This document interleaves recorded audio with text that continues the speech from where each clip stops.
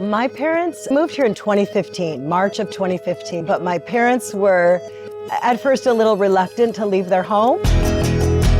It was interesting because when they came to see it, my dad would ask people, well, what do you miss the most about leaving your own home? And they all said, we don't miss anything. We have community, we have friends here, we have activities, we have a good life here. They were very isolated in their house before, so when they came here, it was just immediate neighbors and friends and fellowship all the time. My father was a pastor at Bel Air Presbyterian for just about 30 years.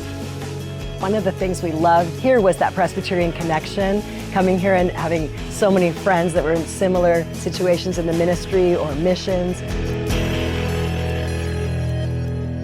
I used to come a few days a week and bring my parents outside, and we would sit out by the koi pond and I would read to them and we would talk, and sometimes we'd sing, listen to music. I have a lot of special memories of just sitting out here in the lovely grounds with them.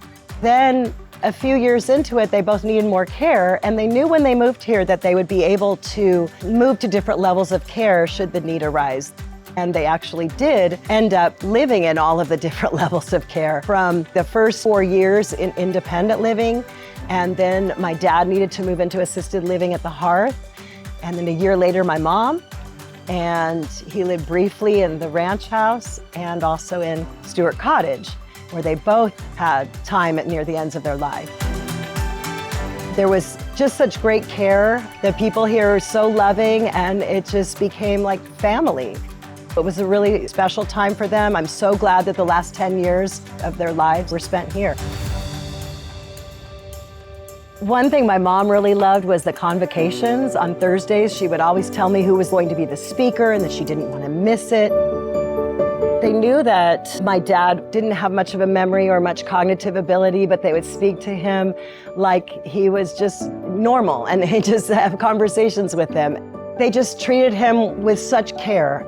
They did things that I wouldn't have been able to do.